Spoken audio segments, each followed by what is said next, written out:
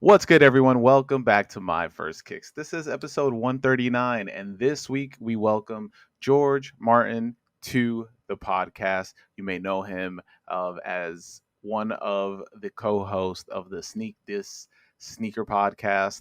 And if you haven't heard of that podcast, I don't know where you've been because this podcast has been running for quite some time. And we talk about the origins. We also talk about George's interest in sneakers currently and previously, and how it's grown since making the podcast, and where you know it's gonna go. Because I feel like, and I've been thinking about this too, is like, is there a moment where I personally will fall out of love for sneakers? But I don't really think that that will happen to me. I think that when you start collecting, that you start realizing like, oh, there's always going to be another shoe that I'm going to want. Like there's no end to it. And in like while recording this podcast, I kind of came to that realization that I'm probably going to be collecting for the rest of my life. I don't know, maybe like because it's weird. I remember like growing up and listening to people be like, "Yeah, man, I used to collect tons of Jordans," and then now they're just only buying like Harachis, like. And I'm not even talking about Nike Harachis. I'm talking about those like sandals Harachis with like the opens. You just wear them like they're like made out of leather, and you just wear them in the sun and no socks or nothing like that. It's something I will never do, in my opinion. But it's another fun episode this week. Short intro because this week I'm going to run the jewels, and going 4 days in a row, and I will probably be tired by the time this episode is out. So hopefully I am pushing this episode as much as I should be doing, and hope you all are watching and listening. And if you are just only an audio subscriber, please know that the video for this podcast is up on YouTube right now. I have been releasing the video and audio at the same time, hoping to get a little bit more spark in terms of just listener and viewership. So if you're listening or watching this, shout out to you. And on to where you can find George Martin. You can find him on all Instagram and Twitter, or X, whatever you want to call it, at the underscore sneak this, and just look out for their episodes. I will link everything that you need to know, and it will be in the description of this podcast. I think that their podcast, I've been listening every week for a while now, so the their content is always great to listen to. And also sneakthis.com, the sneakthis.com. If you're really looking forward to more current conversations of what's out right now, George and Greg go in depth bi-weekly with their podcast, and it's fun listen. And if you want to follow George himself, follow him at boost underscore snob, BOOST underscore SNOB. Oh, and their IG is different than their Twitter. Their IG is the sneak this underscore sneaker underscore podcast. So give them a follow. I'm pretty sure you're probably following them. And you know where to find me. I am Who Is Haas on all social media, all the podcasts on My First Kicks Pod. If you're watching this, hit that subscribe and like button. If you're just listening to this, hit that subscribe button and leave a review.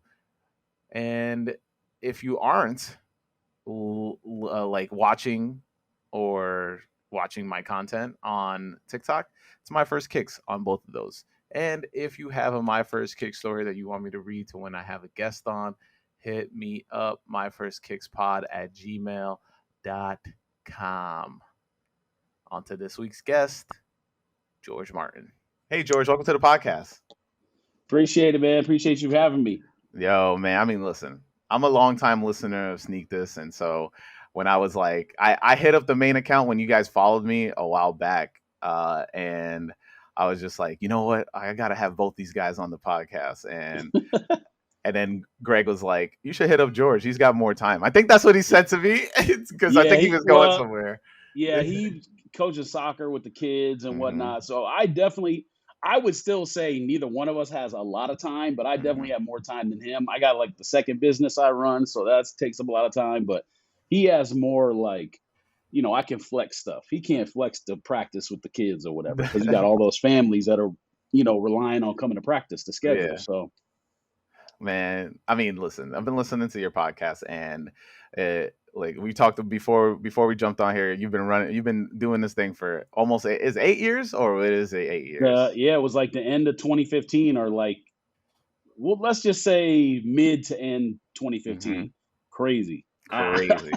I saw something, like I said, something popped up, and it said 7 years ago, and it was like an episode, Hmm. and I was like, that isn't even where when it started either. Like it started a year before that. That's crazy, dude. Well, I Yeah. have no business still doing this. I'm old. So what, man? Sneakers is for everybody. That's what this is about. Like, That's true. everybody has different stories, and these stories need to be heard. And different opinions, because now we live in. And I've been talking about this since the start of this podcast. It's like we've gotten into this habit of just everybody wants to be the same now, and you can't have a disagreement in sneakers. Everybody has to be like, yeah, I like those too. Oh yeah, those are dope too. I'm like, man, tell me something's whack so I can have a long conversation with you instead of just being like, all right, man, here Well, we you go. got the right person on the show because people will tell you I hate everything. So Oh yeah, this is true. This one I know. But for my listeners that aren't, if they aren't familiar with you, how about you introduce yourself? yes, I'm sure people know my name. So George Martin, Sneak This Hmm. podcast. We've done it for a long time. We would consider ourselves obviously the best pod in sneakers. And that may be arrogant. As we've accepted it. It comes with the territory. We've done it for Hmm. so long. We've been consistent doing it every 2 weeks now. It used to be every week in the past. Hmm. We've had some pretty big guests on before. And we have fun with it. Like, obviously, Greg running joke is we're getting tired of it. We're getting old. It's Hmm. difficult. Like I said, he has a lot more to do than I do. He does the editing of the show. We don't have a production team, none of that kind of Hmm. stuff. It might be actually be easier to do this format right here than going to the actual studio.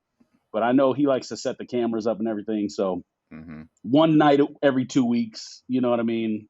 That's not too hard for me. So, Yeah. Listen, but I'm yeah, trying to get Sneak like This y'all. podcast. I'm trying to get like y'all, man. I ain't got no studio. I'm doing this in my room, like just That's asking all people right, to man. jump on.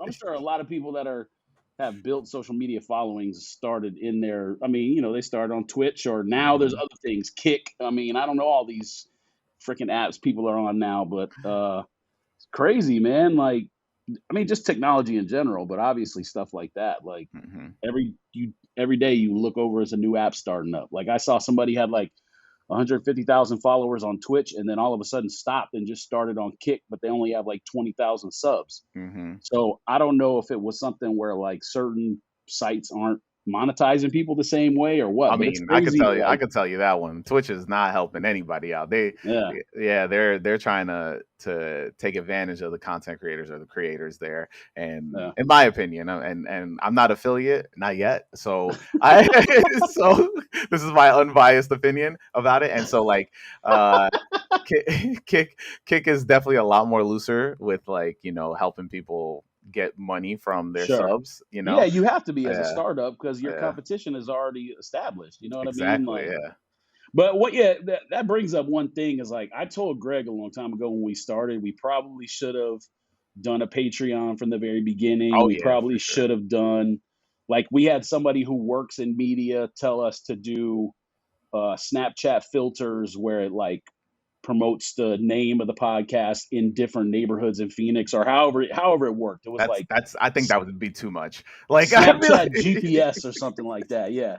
So I mean, I'm people sure a lot of people that be stuff like, would "What have is worked. this?" And then we've obviously talked to companies and Yeah. whatnot about sponsorships, and Mhm. it just I'm not trying to be like the counterculture skate guy and like be a gatekeeper, but I'm not going to conform to what you want because I'm lazy and I don't care. Like if Yeah. I'm like we got an ad the other day. They wanted us to read the ad, and you couldn't even ad lib anything. You had to read the whole thing word for word. Verbatim. Yeah. Yeah, and you couldn't add like, huh? And normally Greg has me read them, but I'm like, there's no chance I'm reading this, bro, because I'm gonna say something in there that's just trying to be funny or whatever. Yeah. No, I'm not doing this. So like, I'm sure we've thrown a lot of opportunities out just from that, and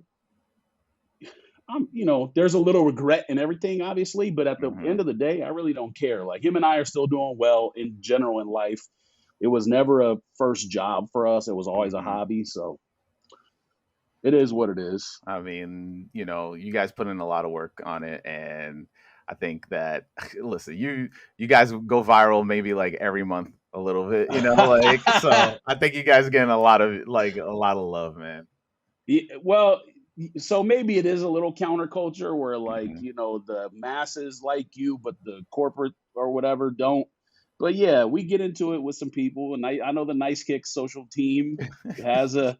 I'm not gonna say they dislike us, but it's one day it's up and the next day it's down, and there's other companies that are like that. We've accused complex of stealing material, and Uh-huh. then their people got back at us and said, "Oh, we didn't do this. We had this planned in advance." No, you didn't, bro. You stole it from us, but that's all right. You know what I mean? It is what it is. Like Michael Jordan wasn't the first good basketball player. Like Right. everybody takes a little bit of something from the people before them, so it is Hmm. what it is. Man, listen. Let's just look. We're gonna hard pivot right because I love a good hard pivot. We're gonna hard pivot right into the question that I ask everybody each week, and that Yeah. that question is, "What's your first kicks? What's that first pair of sneakers you absolutely needed to have?" All right. So the first one that I remember as a kid, Hmm. and it so I'm gonna answer it two different ways. And Okay. Greg always tells me I'm difficult with this, and I mean sometimes I am.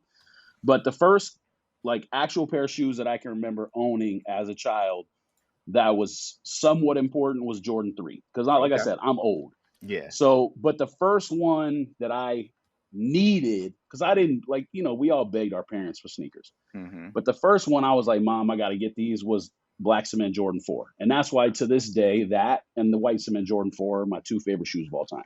So, Black Cement Jordan 4 came out in '89. I would have been 10 years old. I had the threes, basically probably out of dumb luck, I'm sure. I don't even remember how I got them, but Jordan 4s was the first in 1989 that I actually begged for. Hmm. Damn.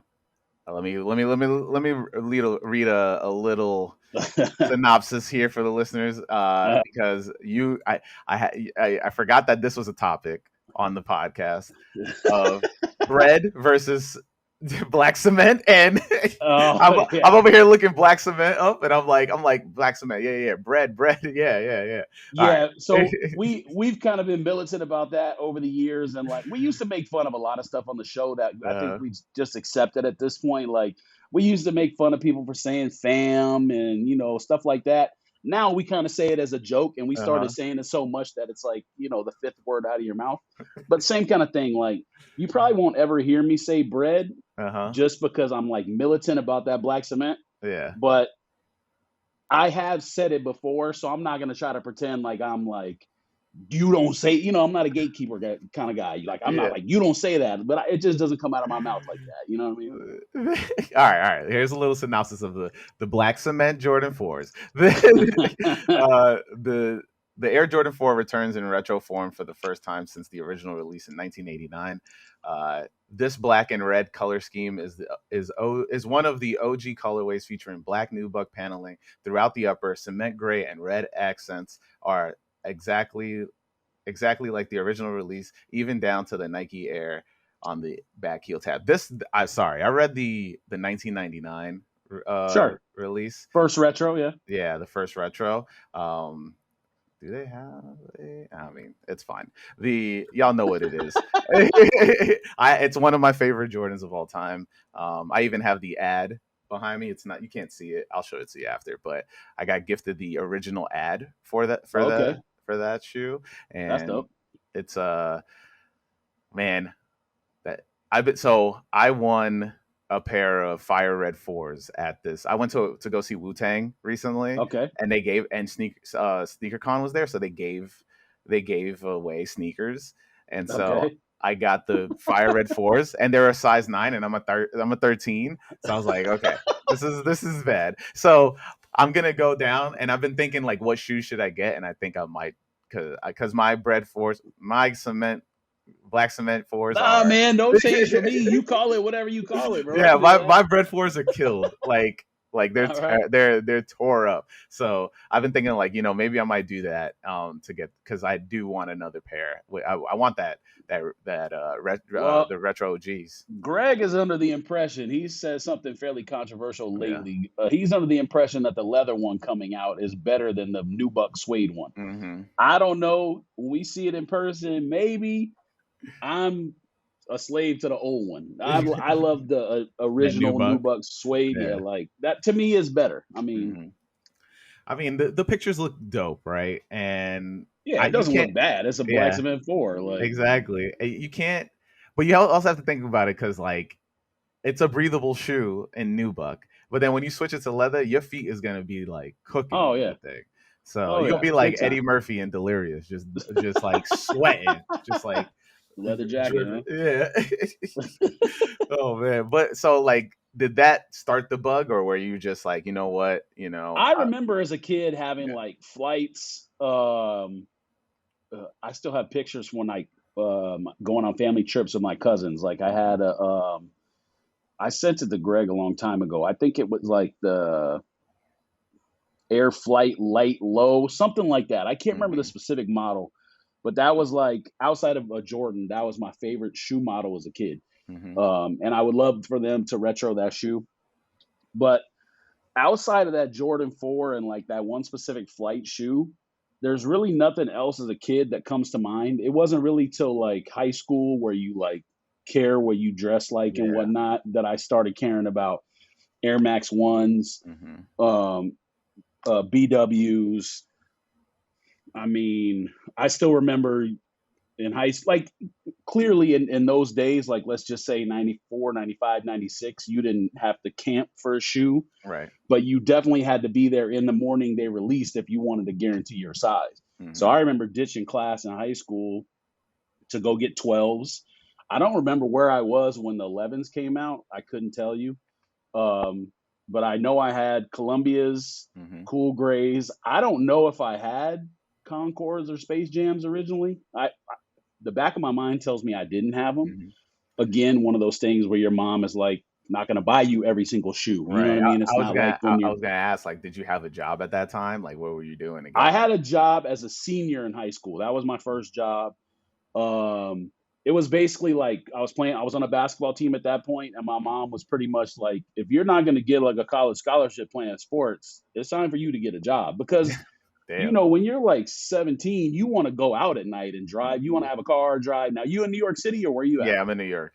Okay, so it's a little bit different, obviously, there You than get in the Metro LA, card. where there's Metro card. yeah, That's all you you get. The Metro card exactly. You money. got New York City, you got mass transit. We don't have Yeah. that in LA. Like, sure, there's buses, and if you live downtown, they have the little metro or whatever there. Hmm. But back then, if you wanted to go anywhere, you needed a car. So we used to go to the club. We used to go to Universal City, where it's called City Walk. So Yeah, City anybody in Walk. LA will know. Okay, you might know what it is. Yeah. Hmm. So we would obviously go there, try to meet girls. You know what I mean? And you needed a car for that. You couldn't get there via subway. I Hmm. guess a taxi, but who? Like what 17-year-olds taking a taxi who lives in LA? Like in New Yeah. York, I'm sure it was normal. You know what I mean? But Yeah. West Coast lifestyle is different. So Totally different. but yeah, like I remember ditching class to go line up for Jordans. You know, like I said, you're at the mercy of your parents for Hmm. what you're actually going to end up with. Again, I don't remember owning Concords or Space Jams originally, but I think we gave them away to somebody on the show. We gave the Cool Grays or the Columbias away, Hmm. and then maybe I gave the other pair to my buddy. But I still have some of my original, like I have a pair of the 12s, 14s, and something else at my parents' house. Hmm. So I definitely remember picking those up at that time. But other than that Jordan 4 story and like that one flight low, again, I don't remember exactly what the model was, but outside of those two, I don't really remember. The only one main story was like, the model, like now it's called like the Nike GTS. I Yeah. think it's Nike GTS or something. Let me look Hmm. this up real quick. But there was one summer in high school where I was just chasing this one shoe around. Hmm. Let me see what Like pops a up. boat shoe. like a Yeah, it kind of boat looks shoe. like the boat shoe a little bit. Yeah. I think it had a different. So I'm sure this is gonna look stupid on the computer, but let me just. So come on, phone. All right, so that right there. Yeah, yeah, yeah. So there was one summer in LA. I don't know if it was before my senior year or my junior year that I was chasing that around all of Southern California, trying to find like as many colorways as I could for back to school. Mhm. Fam, I'm not even joking. It was sold out at every single shoe store that I could think of. Damn. I drove like, I had my mom drive me 20, 30 miles away Mhm. to go to different stores to find it. And you would see it on the shelf when you went in and get excited. We got 10 is the biggest size. 11's the biggest size. And like, come on, bro. What are you Like, gonna do? how No did you know resale that? market at that Yeah, point. for real. How'd you know that that was gonna be the shoe though? I think it was just something where I was influenced by somebody I saw wearing it or like Mhm. an athlete or something. For some reason, I was at a party. I was at not like a night party, like a birthday party or dinner party or something in Pasadena, California. I think Mhm. the summer before my senior year. And Stacy Augman is from Pasadena, and he was Mhm. there. He may have had him on. There's something I remember in my head with like Stacy Augman being at a party in Pasadena, and not like I said, not like a night party, like somebody's like birthday party in the middle of Mhm. the day. You know what I mean? Like a Sunday afternoon party. And that's what's in my head for like, but all I remember is having mom like, Mom, I gotta get these in every color. I gotta get white, forest green, navy, everything. Mhm. And she was like, okay, because they weren't expensive. You know what I mean? It's not like buying a phone posit or Jordan or whatever in those days. Right. And they might have been 60 to 80 bucks. So I was like, we got to go. And then obviously she didn't want to drive me to 20 different stores. But if you keep begging and you can't find it, it almost like became a mission for her too. You know what I mean? Like, Yeah. let's go find them. So Man, just, I mean, just dumb shit, bro, as a kid.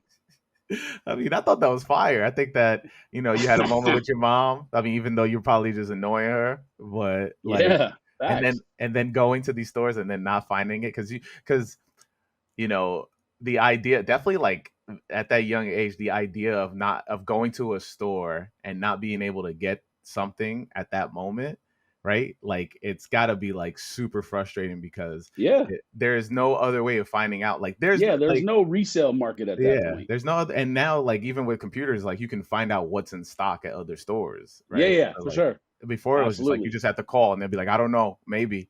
And you'd be like, damn, bro, like hook me up, I bro. mean, the only other thing was we had East Bay magazines. So Mhm, obviously, they would send the East Bay out and it would say like sizes 7.5 to 12 and then 13, 14, whatever. And mhm. then you would call and it would be out of stock. So it's like, why you keep printing this in your magazine, bro? This joint ain't in stock. Like, Man, stupid.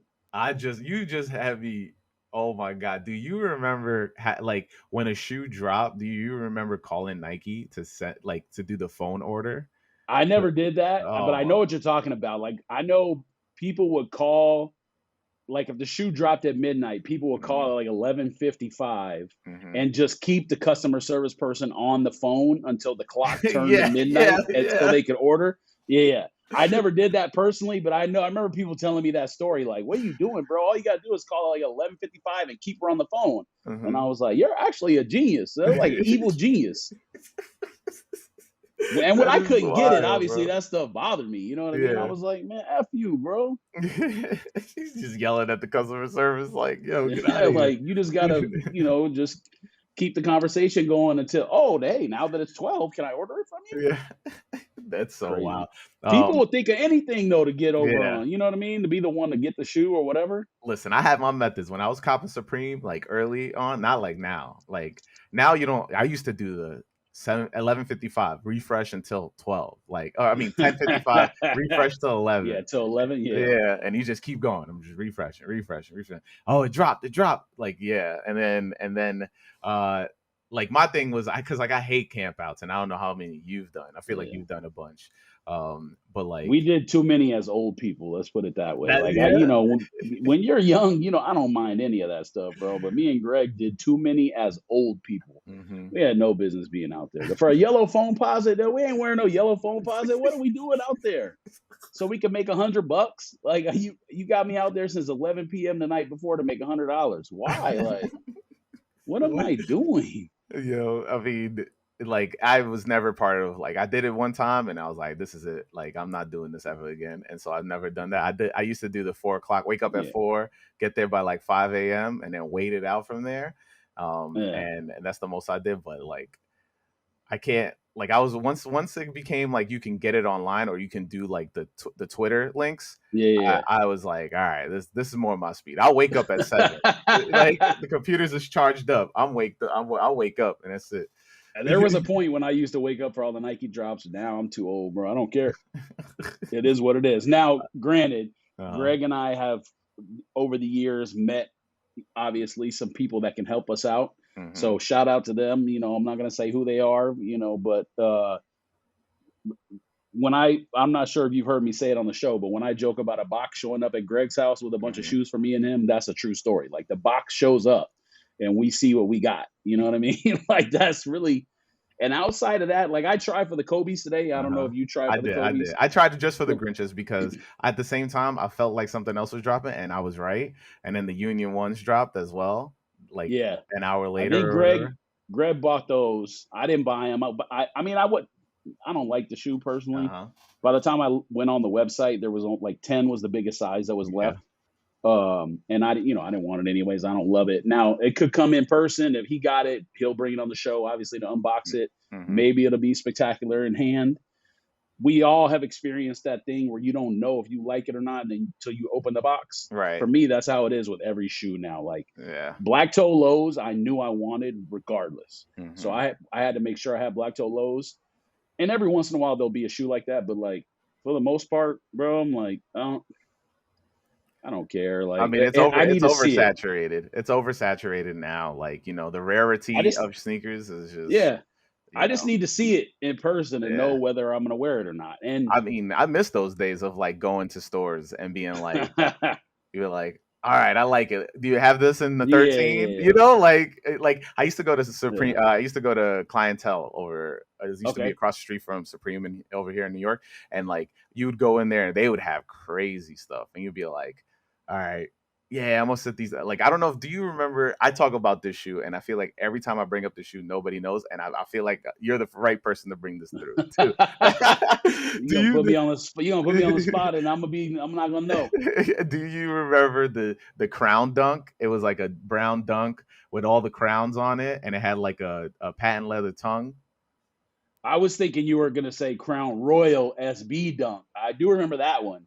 I don't remember the Crown dunk. Oh Like, my god! was it a SB or I don't. It just like wasn't a an regular SB. It was sportswear? like it was just a regular. It was Okay, like Nike one of sportswear. those. Okay, Yeah, it was a Nike sportswear for sure. I'm gonna look this up on my phone I'm gonna just have to. because. Let me see if I can find it. But that shoe used to be sitting because everybody's like, "Yo, this dunk is like there's too much going on. There's like patent leather here, patent leather there, and a bunch of crowns." And I used to be sitting at Clientele, and like the idea of like I used to go there like once a week, pick up the shoe, and be like,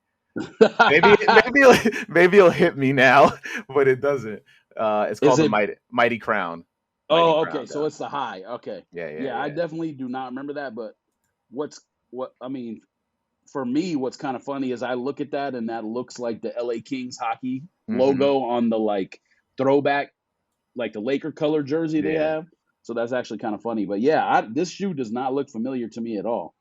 And then I see on, I don't know if you say the names of different brands or Yeah, I do. whatever Yeah, on StockX your has it. show, but like, Yeah, okay, there you go. I was gonna say now you see it on resale on site and it's like $400 or $500. yeah. I mean, Yeah, it's crazy. size 13 is like 1,000. The guy's asking for 1,000. Get out of here. Crazy, bro.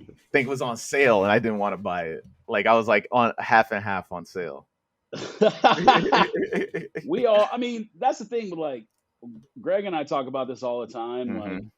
if you focus only on your losses that you took, Yeah. you're never going to be happy because everyone has losses and wins. That's the thing. Hmm. Like, there's plenty of like Greg and I camped and we got KD 6 or KD, what would it, 4? KD 4 Weatherman. Hmm. The store, I think, had 18 pairs. Damn. So clearly it was a W, you know what I Yeah. mean? Like, but then but neither one of us, like, he got his size and maybe I got like a half size too small because there was like Mhm. whatever was left. Right. So it didn't fit me. So I'm thinking like, all right, it doesn't fit. I'm just gonna sell it. We both sold for like 300 or 350 or something, which at the Mhm. time still good because it's a $95 shoe. Right. Then you turn around a couple months later and it's like a $750 shoe. Right. You know what I Yeah. mean? So I tell Greg, like, you can't think about that 400 we didn't get because we still had a W on the shoe. You know what I Mhm. mean? Like, and that's happened a lot too. Like, we were at, I don't know if Greg ever told this story on our pod. He might have, but we went to when we used to, like, I'm gonna say camp because we didn't wasn't overnight, but we went to the Mhm. local SB shop here for what shoe was it? Roller derbies. Mm. So we went for roller derbies, and there was like a 12, an 11, and a 9.5 left or something like that. Yeah. So I got the 12, and it was like, so it was like those left, and it was like me, a lady, and then Greg, because I think Mhm. Greg had showed up like later on after a lady had already got behind me, and he didn't Yeah. want to skip. At that point, you don't skip in front. So um, the lady wanted the 9.5. Her credit card didn't work. Oh, wow. So they basically told her, like, we can't, if the guy behind you wants a 9.5, there's nothing we can do. Like, we can't Mhm. hold this for you so you can go home, get your credit card that will work. So he basically got a shoe because the lady's credit card didn't work. That's crazy. Yeah. So, like, we've seen it all, bro. Like, that's a crazy W. We heard Mhm. when Undefeated first opened up here in their store here in Phoenix. Yeah. And we should have known better. Like, we should have been like, oh yeah, they'll probably have something. But it was Mhm. there was no, like, at least in our circle, there was no like talk of them having something special. Mhm. And this was, the good Kanye days. I don't know how you feel about it, but the days before he started saying crazy stuff. So he was still in the We good on graces we with we sneakerheads and we we whatnot. on we on par for course right here. Yeah. So I will say, I don't really get into the political stuff I thought you was with about to say. I thought you was about to say. Sometimes he does say good stuff, but not like. No, no, no, no, no. So I don't get into like political arguments with people. If Yeah. people believe in the stuff that Kanye says, by all means, cool for you. That's not gonna Mhm. stop me from bad mouthing what I don't like because Right. that's Exactly. my right. I get to do Yeah. what I want. Now Yeah. I'm gonna respect you on your show. If you don't want me to do it, I won't do it. Anyways, so that's not technically where I was going with that, but like we had heard the Undefeated store was opening up. There was a line at the store. So we Mhm. just were like, okay, we'll probably know. It was me, him, and Ryan. Ryan was our Mhm. third chair in our show when Yeah. we started. We were like, let's just go. We'll know all kinds of people there. We'll just talk to people. Mhm. So obviously we show up. People are like, oh, sneak this podcast, guys. Da, da, da. So we start talking to people. We probably were like You didn't Meek 25th Mill or him. You didn't Meek Mill him. Just be like, nah, yo, my nah, nah. I man. don't big time anybody. I've been recognized a couple times locally, but other than that, like, it's not that big of a deal, bro. I'm a nobody. You know what I mean? Let Like, me teach you how to hustle, man. I'm gonna teach you how to. Let me get that front in line, man. Y'all know me. yeah, a couple people in Phoenix who are like random strangers have Yeah. recognized me and whatnot, and it's nice to be recognized. But my thing was never to be famous. I just was Mhm. like, this is fun. If we make money like a side hustle, cool. But anyway, so we show up, and at that point, we're not even intending to get in line. We just came to like shoot the shit with people. You know what I mean? We're talking to people in line, Mhm. and then we heard people in line start saying like, oh, the word is like it might be Yeezys or whatever. So we're like, okay, well, let's just go get in line because we'll be 25th or 30th anyways. Mhm. So it ended up being they had that pack where it was like the olive stripe, the Mhm. copper stripe, and maybe it was like the white one at that point. Whatever those three that were in the same pack. I don't remember Yeah. what the third one was. It wasn't the red stripe, I don't think, because that one That's after, on I its think. own. Eh, What's that? I think that was after, right? The Okay, red I was stripe. I was Yeah. thinking like it was the initial release of these, but they just had These are them the late. It was these are like the before the restock. these are the 450 V1s, right? 350 V2. 350 V2s. Okay. Yeah, 350 V2. So it was like copper stripe, olive stripe, and I can't remember the third one. It was either white or red, one of them. Mhm. Mhm. But anyway, so we're like, all right, well, we ain't doing nothing. We might as well go wait in line anyways. And Yeah. lo and behold, they had those, and that was the days when those were selling for $600 or whatever. So again, it's just like a stupid come up for no reason. Like we weren't Mhm. even planning on going there and waiting in line. So it's a win when you didn't intend to have a win that day. Yeah. And they ended up having this is back when they were selling well. I don't know what they sell for now, but they had those like not the high Air Force One, but the like super high Air Force One Oh, green olive.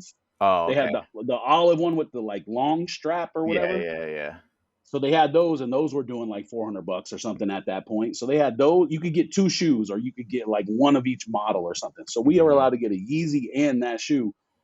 So I mean, that's basically like you spent 400 and you made 600. Like you sell them for 1,000 kind of thing. Right, You know what I yeah. mean? So that's why I'm saying like everyone has stories where they lost and won. Don't Hmm. focus on the losses because you're gonna piss yourself off Yeah, when you exactly. had all these wins that added up anyways. So Yeah. it's like, I mean, I know like when I first started collecting and stuff, you do get serious FOMO from everybody who's able to yeah, have hot stuff, like fire yeah, stuff, But I for think sure. people need to look at it more of like inspiration of being like, yo, I can get something else like that I really like as well. Like like you don't have to because I don't I think don't think in the moment I was that smart about it. I wasn't thinking like, oh, I saved the no, no, money. no. That's what I'm saying. I was a little bit bitter, Yeah. but in hindsight, that's what I'm like, bro. You can't be upset about that stuff. Nah, yeah. I mean, listen, I used to look on forums. I used to be like, oh, you lucky bastard. Like I used to go in, like like. I But think yeah, everyone's had that. Anyone who's lived through the entirety of social media, like we have, has had that moment where they were like saying something on social media that they probably regret. You know what I mean? Like I think that's a normal. Yeah. no, listen, I don't regret. I was salty at that time. I didn't have a good job. I didn't have a good job. I was working at GameStop. I could only afford one pair of sneaker, a one pair a month. And so like, yeah, it wasn't it like everybody else was just figuring out ways to come up on stuff, and I was over here being like slinging subscriptions and and being upset at people who were able to cop like dooms and stuff like that for the low. So yeah, nah. Well, I mean, yeah, you so if you were in New York City through all that Mhm. stuff, you lived through a lot of periods where you could get things that maybe at that time were not super valuable in reselling, but Mhm. now, like over the years, I mean, you said clientele. Clientele is not open anymore, right? Nah, they're They gone. didn't they, They've yeah. been gone. They've So, been gone. but I mean, they had all kinds of stuff. Like you said, that shoe was Mhm. sitting there. I'm sure they had a lot of instances of that thing. Yeah, they Um, had Avengers there sitting because people didn't want them, like the patent leather version too, and I was like, "What?" But they didn't have my just size. Yeah, yeah, so I like was just like, compare all the sneaker shops that New York City has compared to mhm. everybody else. Like what Dave's Quality Meat, is that what it Yeah, is? DQM? Okay, yeah, DQM. like I had Dave on the podcast. oh, okay, cool. Yeah, Yeah, I remember he did that what was it? He did like an unboxing or some kind of quick video for the bacon. Stadium Clubs or somebody a couple years ago. Did you see Yeah, that? yeah, I watched it. Is that what Stadium it Goods. was? Yeah, they Stadium did Goods. a Okay. yeah My bad. they did a because they have a pair of the I think it's like 1 out of 60 or something like that with the Dave's Quality Meat patch on the air before Oh, air okay. on the air bacons, and so they were like Got it. he did a full unboxing of that and like talk about his process, how he made the shoe and all that stuff, and it's very interesting. That's a shoe. Like I have two pairs of bacons because it's my grail, like one of Sure. my grails. Because I used to go to DQM every day, and like it was like I was there. I used to just be like so amazed by that store, and so I love that place. And But so I'm when sure back in the day, like yeah, stuff was probably easy to get there though. You know what I mean? I would hmm imagine, right? Like I mean clearly they still had lines like crazy out the door when New on York, release days. obviously most sneakerheads probably won't know the DQM and clientele stories and stuff like that, but they Hmm. probably do know the pigeon story. Oh So yeah. I mean, you're talking about people having lineups before it was a thing. I mean, Hmm. like I don't now I could be wrong, but I'm pretty sure there was not stuff like that happening in other cities. I mean, I was gonna ask It, like what was your it's sneaker possible. what was the sneaker scene like? How did you get like was your first experience of like sneaker culture like a line, or was it something else? Well, the first experience that I remember was just like ditching high school, like I said, to go, Yeah, yeah, yeah. but you had to go to Foot Locker. You weren't getting it from like the mom and pop. There was Mhm. one mom and pop shop in my neighborhood that we would go to, but we didn't go line up there. It was like the second option if Foot Locker was out. It was called Shoe Stop, and we Mhm. loved those people. And at that point, I don't think it was like worth making replicas or fakes, or I'm sure maybe somebody hadn't even got that thought in their head yet, but we are Mhm. talking about like 1995, 96, whatever. So who knows if they did have fakes and nobody knew it, Yeah. but that was definitely the mom and pop shop to go to.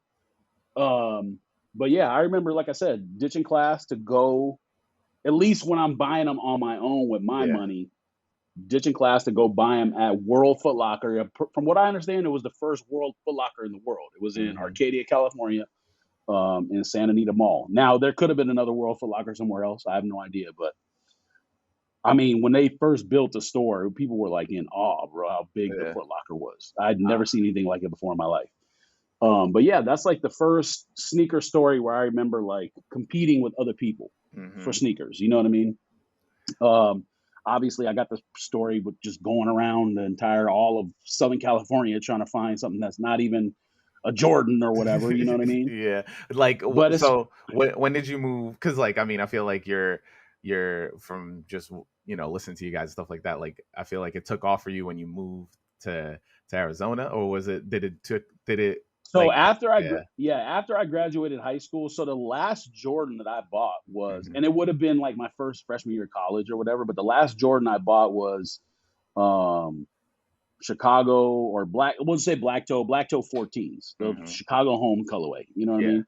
That was the last Jordan that of the, you know, initial run prior to retros. Mhm. That was the first or the last Jordan that I bought.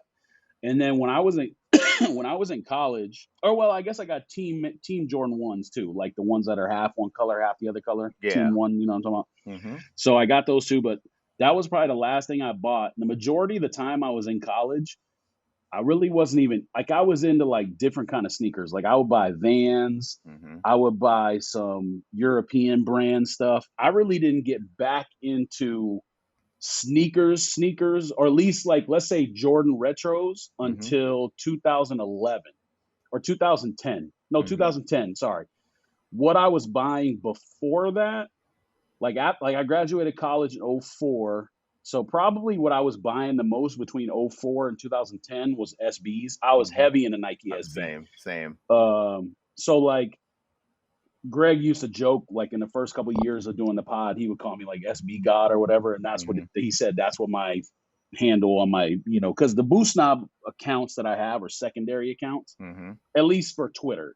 Instagram, I never cared about until I created the one for the podcast. Yeah. Um, but he used to joke, you should put SB God or whatever. And the funniest thing was like, we knew one guy who was in a Facebook group we're in locally here who Mhm. had more SBs than I did. And like, you name the SB, he had it. So I didn't have it like that, but I had a lot. And then at some point, I got to connect with a store that's still open actually in Mhm. Wisconsin. And he basically would send me whatever I wanted. Now, if it's a quick strike collab or whatever, I'm only getting one pair, so I Mhm. can't help everybody out. But I could get whatever I want. And then the story that we always tell was Man, I like, wish I knew you back then. yeah, the story that we always tell is when they got, I think he just probably got more pairs than he realized he was going to get. And, Mhm. he's in like a smaller town. Now it's different with SBs since the Yeah. Travis Scott thing or whatever. Who knows who really created the hype, but I just call it Travis Scott era or whatever. Mhm. But with the era now, stuff, everything flies. So he doesn't Oh, have to yeah. worry about selling stuff. But back in those days, stuff really wasn't back yet. Mhm. So the one story that always sticks out is the what model was it? It wasn't Space Jam. Space Jams came out first. Concorde SB. Uh-huh. So with the Concorde SB, I think he got like a triple size run of what he would Damn. normally get for a quick strike. Mhm. And so I was like, whatever you have left at the end of your first day being open, just put them in a box. Let me know how much it is and ship it to me. So I think he sent me 14 pairs. Holy smokes. You And so you're I just helped out you're looking like like whatever Benjamin friends. Kicks out over here. Nah, I'm not gonna go that far because, like I said, normally it was like with the SBs, it would be like one pair, which to Uh-huh. me was like I just wanted a pair for myself, anyways. You know what I mean? Mhm. But he sent me like 14 pairs, I think, or something like that of Concords, and I tried to help out whoever wanted a pair. The people I knew. And then after Mhm. that, once everybody got their pair, I was just like, I'm just gonna sell the rest of them because what else? What am I going to do with them? They're not Right. like, it wasn't my size. It was like literally whatever he had left in the size run. Mm-hmm. So it was anything from like 7 to 13 or whatever. Mm-hmm. But yeah, so between, let's just say '04 and 2010, I really was heavy into SBs, and that was all I was buying. I still would buy Vans here and there, but I didn't buy a retro until Flint 13s came out in 2010, and that was either Black Friday or close to Black Friday release. That was like the Mm-hmm. holiday release for that year or whatever. And what was funny is my wife and I, we weren't even intending to go look at sneakers. Like, Mm-hmm. obviously I still love sneakers from just liking SBs and obviously being a kid and whatnot. But we were just going like Christmas shopping for the family. You know what I mean? Mm-hmm. Like some stores were doing like 50% off or whatever. So there was a line, there was a line that like wrapped around the entire mall, Mm-hmm. and they were handing out either gift cards or money or something. So we like literally, and I kind of feel bad a little bit to this day. Like we didn't take the thing they were handing out. So that's Yeah. why I feel like a little bit less of a dickhead. Uh-huh. But we basically just cut in line at the very beginning and like went in the mall. So we went and did all our shopping or whatever first. And I was like, you know what? Finish line is right there. Let me go on the finish line. Mm-hmm. So I was like, and I knew, because, I still knew the sneakers were releasing. You know what I mean? I just wasn't buying them at that point. I Right. probably bought a couple retros in that period. Mm-hmm. Like I remember specifically, I bought Black Cat 4s. I got Yeah. those from East Bay. I Mm-hmm. bought a pair of when the Penny Ones retroed in like, who knows what year it was, maybe '09 or Oh '08 nine, or something yeah. like They're that. like, Who knows? yeah. I got like a couple random pairs here and there, but I wasn't Mm-hmm. heavy back in like, hey, let's do a podcast. You know what I mean? Like at that point, if you would have said do a sneaker podcast, I'd have been like, what? But so we go on the mall, we go to finish line, Yeah. and I was like, you guys still got Flints left? And he was like, I have my pairs. And I was like, what does that What? What does mean? that mean? Yeah, what does that mean? He was like, I have mine in the back, size 10, 10 and a half. I'll sell them to you for 285. And I was like, I'm good, man. I wear a 12 anyway. It's like, and this is, keep in mind, this is 2010. Like obviously Nike Talk and all that stuff. Mm-hmm. Soul Collector. What was Soul ISS. Collector's board called? What was it? ISS. ISS. Yeah, there you go. Yeah. ISS. So like, yeah, their board was out. So I was like, nah, man, I'm good. I don't need your stuff that's not even my size for 285. Because at that point, retros were 160 or whatever. You Mm-hmm. know what I mean? Way more affordable than they are now. Yeah. And so we came home, and it was obviously like 2 a.m. or 3 a.m. because it was, Mm-hmm. like I said, it was Black Friday. So you're going at midnight. So I go on Finish Line's website. Finish Line's website. I don't know if they still had a full size run, but I got two pairs. And I want to say one was my size and maybe one was another size. And the code worked online. Oh I snap. was like, wait a second, this ain't supposed to work. So of course I bought two pairs. I was like, I can flip these if he wants 285. Plus I got a code. So that was really what got me back in 2010 Mm-hmm. into anything other than SBs. And I Yeah. kept buying SBs because, like I said, I had to connect in Wisconsin.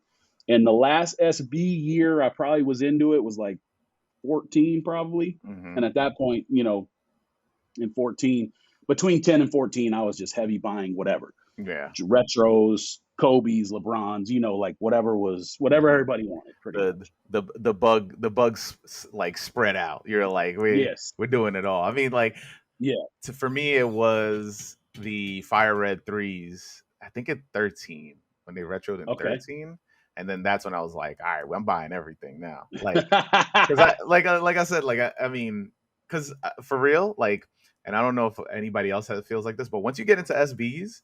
And it's like I don't know what happens to people. Like back then, it was like your SB do or die, and everything else sucks. Like you're just like I don't know what it was, man. It was like, nah, it's only dunks. Like if you don't have dunks, you whack. Why you wearing Jordans? Jordans is old. Like, yeah, I used to be super elite about that shit. I can't remember the mentality like that, but it wouldn't surprise me because I wasn't buying anything else. Like I said, Yeah. I buy Vans here and there, but I was not buying. And like I said, maybe sporadic pair. Like I said, Black Cat 4s I bought. I know I had a pair of some random low 14 that I bought Mm, at some point, like a navy 14 low or something. I don't even remember what model, what colorway it was, but and it's since gone, obviously, because it was what 15 years ago or whatever. But mhm. actually, more than 15 years ago. Jeez.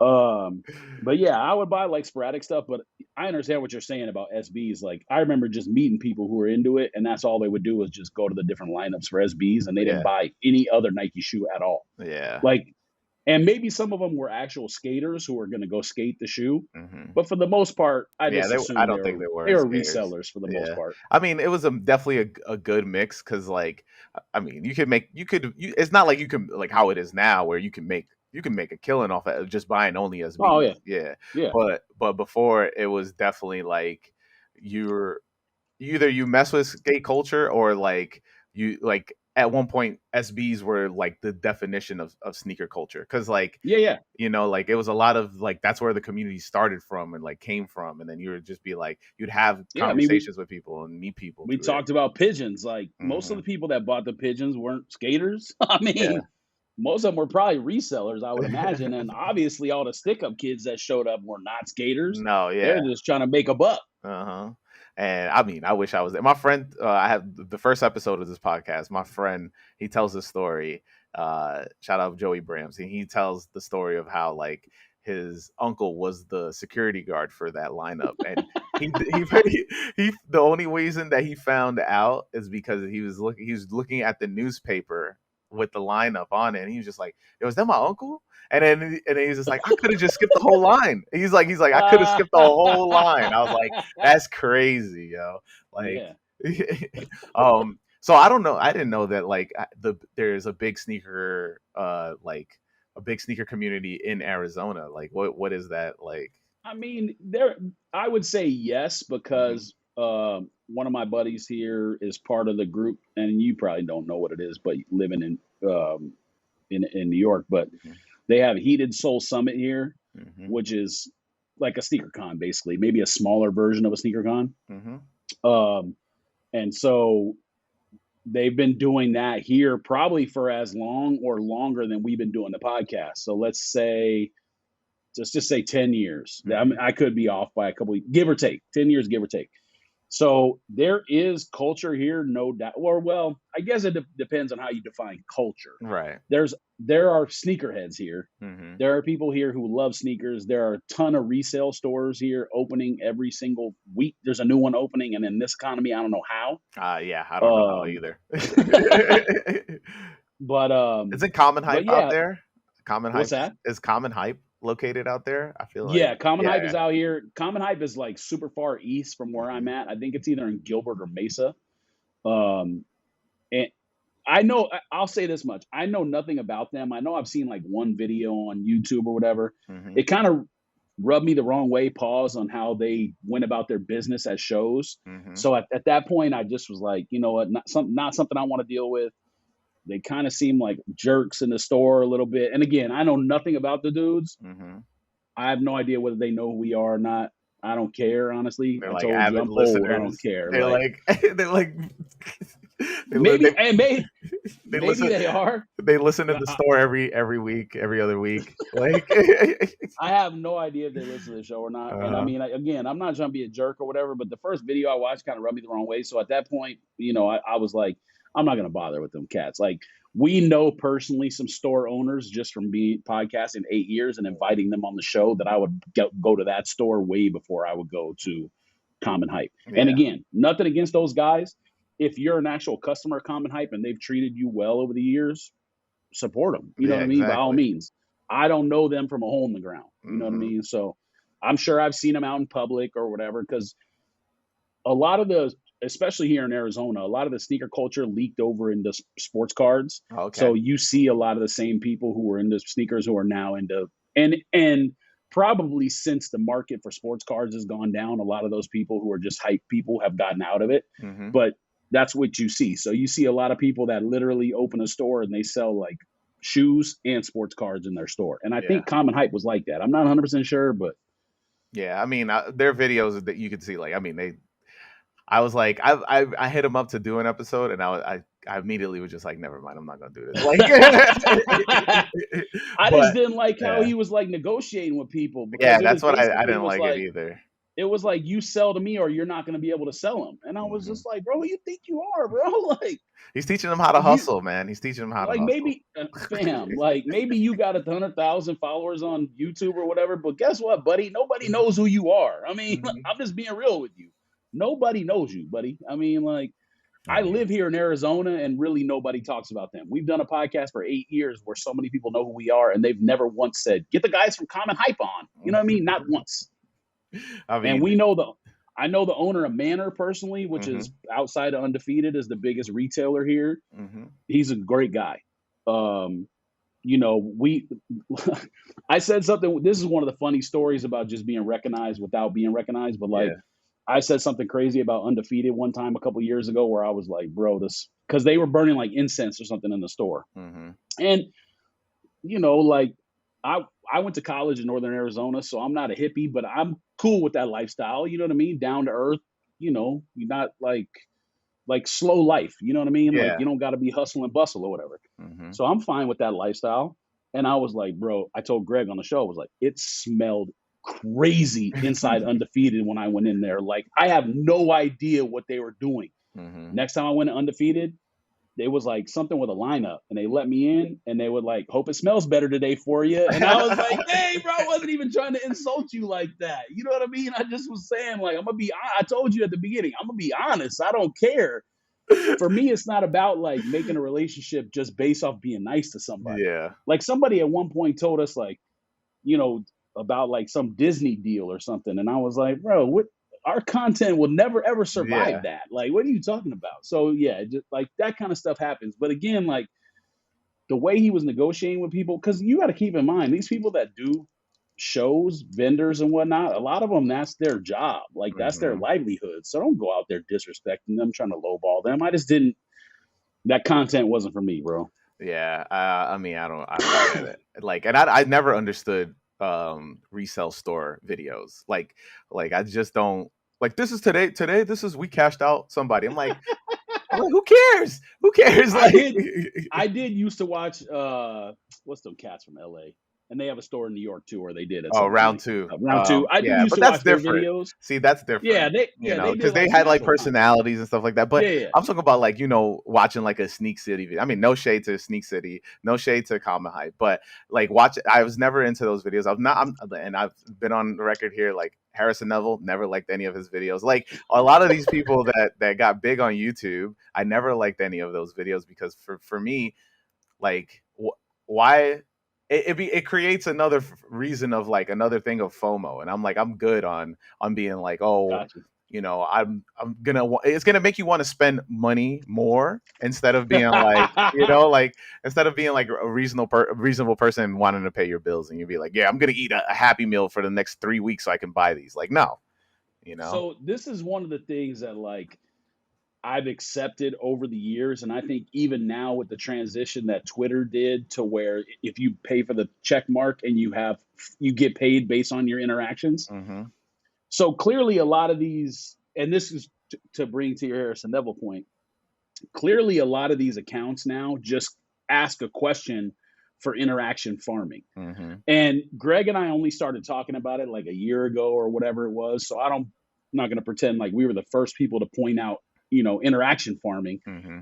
But if you tweet and at the end of your tweet is a question mark, all you're trying to do is get interactions, bro. You're Yeah. not being like, to me, that's not like, you're not part of the culture. You're asking for people to give you interactions to create a following. Hmm. And if that's what you're out for, I It's mean, by fine. all Yeah. means, knock yourself out. But I think like over the year, I've just kind of like gone more to accepting that because especially with this new Twitter format, it is what it is. Like that's what Hmm. people are just going to continue to do that because Elon Musk has said this is how you benefit from Twitter. Right. You get that check at the end of the quarter or month or whatever Hmm. um based on your traffic or whatever it is. So that Harrison Neville, to me, he did a lot of those videos that was like that. Like, Hmm. what did he do? Like, what? Check out this mystery box. Let's Yeah. see what I'm It's gonna all get. Like, mystery box. fam, like Yeah. what? Like I I'm old, obviously, so I don't care about that kind of content. Hmm. But I understand why he's doing that because that's gonna get all it is interaction for me. It's gonna get somebody to tune in because they want to see what's in the mystery box. Yeah. If you put in your video title or your what's the little picture called? What, I'm the drawing a thumbnail? blank. Yeah, the thumbnail. Yeah. If you put in the title or the thumbnail what's in the video and you have like a longer video, chances are, unless you're a big creator, people aren't gonna watch it. Right. You know what I mean? It's all about like trying to draw people in. And obviously, 9 times out of 10, the video is going to be bullshit, anyways. That's just Hmm. how it works. I mean, but that's what that content, that Harrison Neville content, never was good to me. And Yeah. that's kind of like this Twitter thing.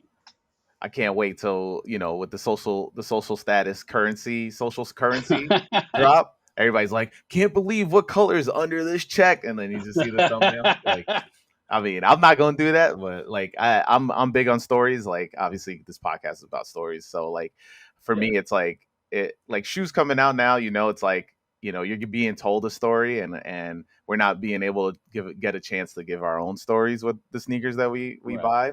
So it's like, for me, I mainly base like my content more about like, not like bring reflecting on like old stuff, but also being like, this is cool, and then, or like questioning. Obviously, my last video that I made was like about Meek Mill and what he was doing on that convention floor, We and talked people. about it.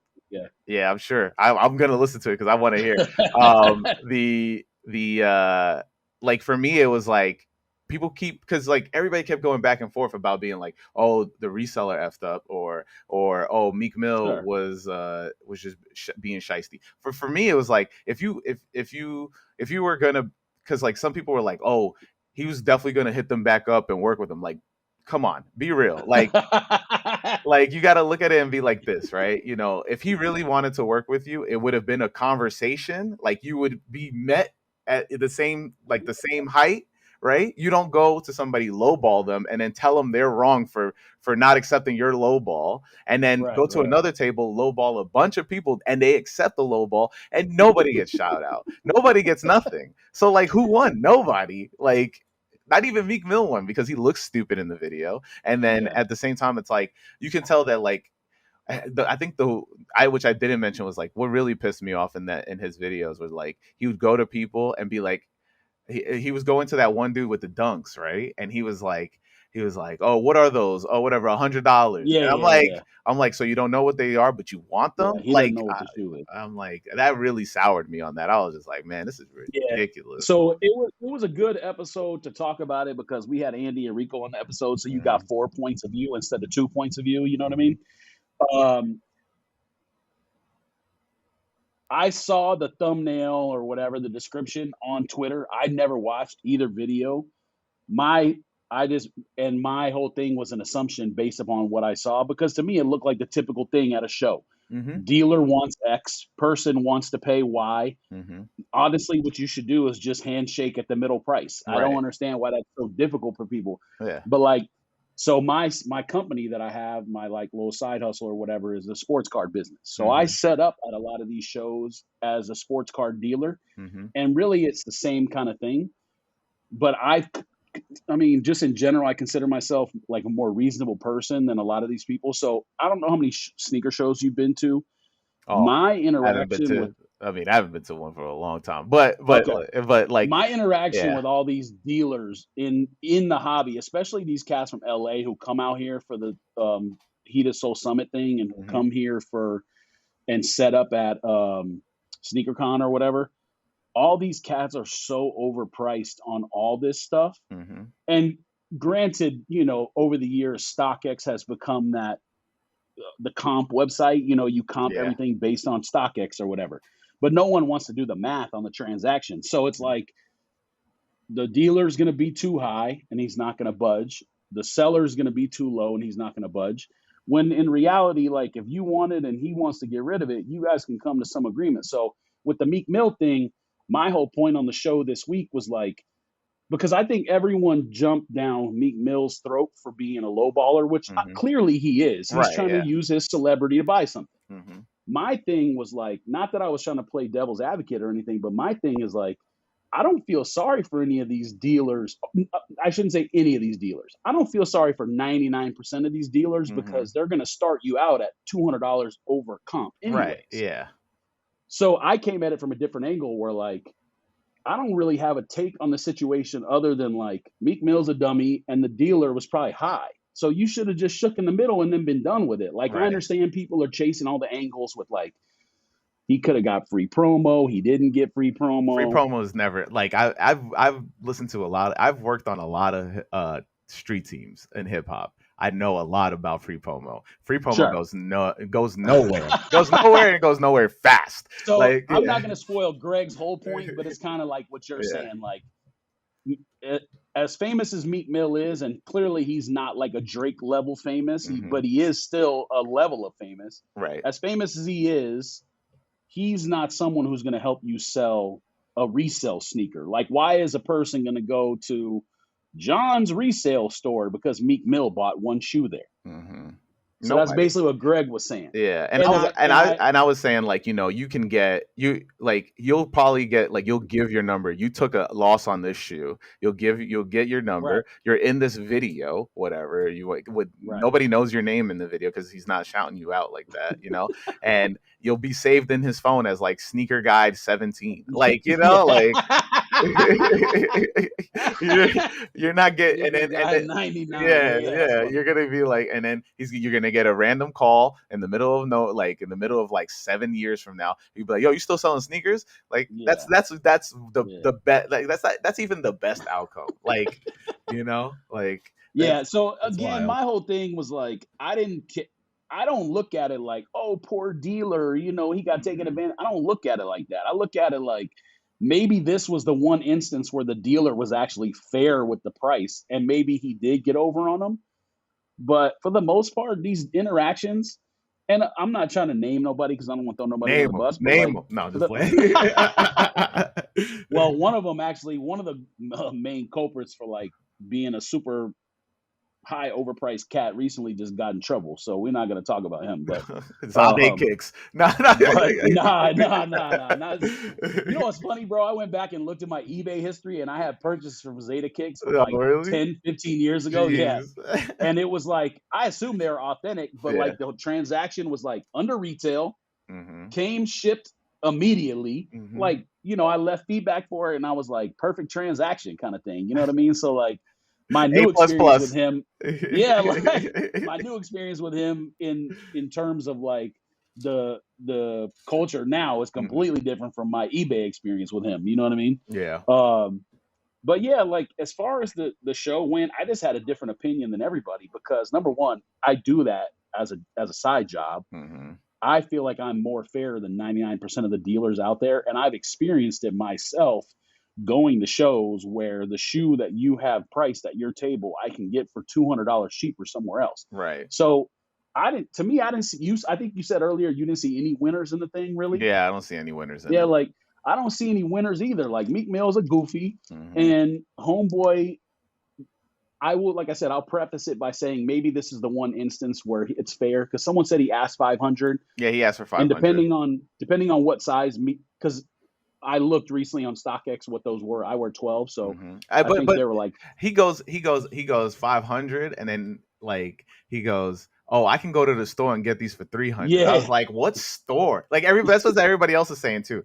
And so like, all right, yeah. So listen. we talked about Yeah, that part too. and then I in my video I'm going like I'm going. Listen, the first thing you need to do when you go to or learn to do in like conventions and you're talking to resellers is haggle. Of course you're gonna haggle, but Yeah, he wasn't haggling. He's right. forcing a price. He wanted the deal because of who he Yeah. was. Yeah, Yeah, and I think yeah. that's not haggling. That's that. There's no skill in that. He's not teaching you how to hustle. He's just He's a hustling. Yeah, yeah. Well, I think he was thinking like you'll make it back off. You'll make it back off my back off the later. promo. Yeah, Yeah, which he won't. But I mean, and then so like people were saying kudos to the dealer for sticking to his guns. yeah, I don't know if that's really what he did. He just was being a typical dealer who wants his price and yeah. doesn't want to negotiate. That's the way I look Hmm. at it. That's what I say. Like, there's no winners in the whole thing.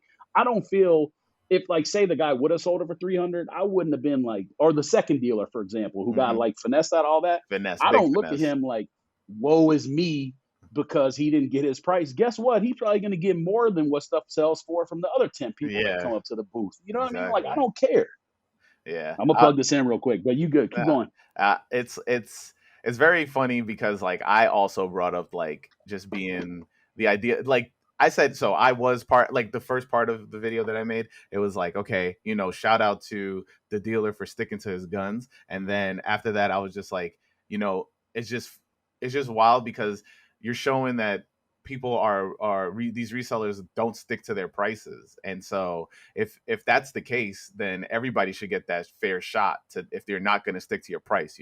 So it was like that's what I called out, and I think that I mean it wasn't like it. Nobody was like I need to make a video to respond to this yet. So I hit the middle of the line on this one, but the idea of just like I mean look I went to the one of the first couple sneaker cons like when they first started, and I Mm-hmm. think that was the last time when I realized like it's like oh this is not really for me anymore because like if I'm gonna go to a thing like I go to Complex Con. I've been going to Complex Con for the past like two years, and to Okay. me that's a convention like that. You call that a convention, right? You go there, brands are doing activations, you're meeting people, like Yeah. you're networking. When you go to like a sneaker con or you go to like to me it just reminds me of just a bigger Dunk Exchange. And Dunk Exchange, like Right. when you go to Dunk Exchange, you're going there with bread, right? You go in there to haggle because you're trying to get that shoe, Yeah.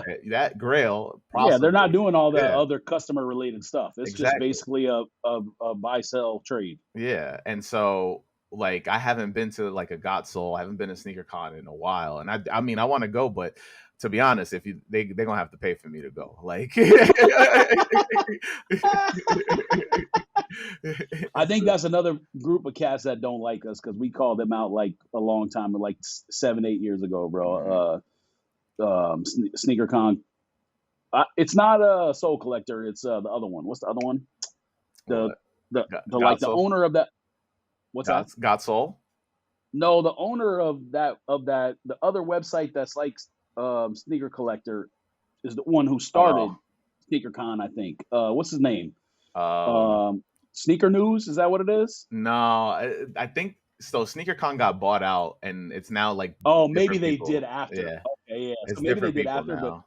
he was the original one who started it, I believe. Is Mhm. Sneaker News the other one? What's the one that's kind of like Soul Collector? Was it Sneaker News? Um, I'm drawing a blank, but I got my phone plugged in over there. But it might let me be look this up real Dunk quick. Exchange was no. Mm, Uh, I'm gonna try to see. I don't remember. I know Soul I think Collector it was was, like a yeah, I think it was Sneaker News. was a thing. Who's the guy behind Sneaker News? Sneaker News is oh wait yeah. So Yu Ming who did Yeah, who yeah, yeah, yeah exactly. he helped create SneakerCon. I'm pretty sure he SneakerCon, was the cat yeah, behind it. I think. yeah. So like, we said some stuff about them at the very beginning. Them cats don't like us. So like, I think Greg went to one maybe.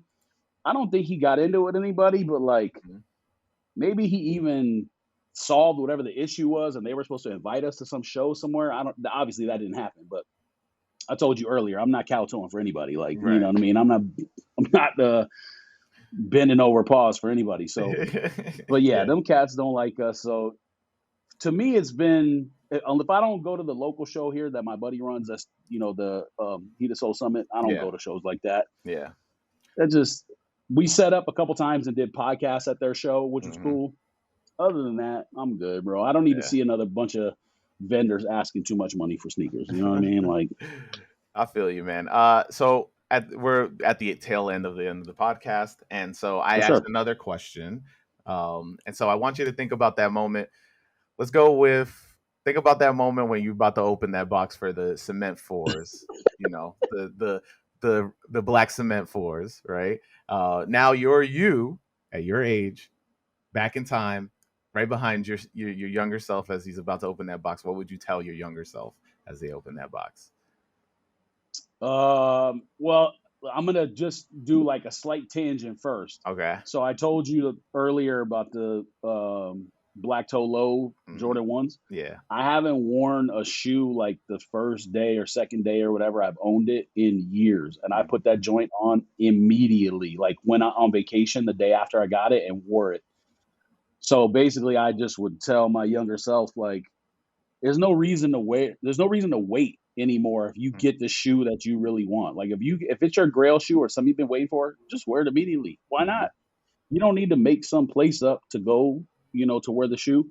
And the funniest thing is like with Greg and the guys who know me from the podcast and locally and whatnot, they'll joke that I'll own something for years and never wear it. Like a Jordan 4, I'll have forever and not wear it. I think I've worn the white cement remastered pair once or twice. Mm-hmm. So they'll probably disagree or tease me about this statement, but like I said, those black toe lows, the Jordan 1 low OG black toes, I wore those the second day I owned them. Mm-hmm. And if those leather black cement 4s that come in, what is it, like holiday release this year? Is Yeah, I that what think it is? no holiday release of next year. I think it is.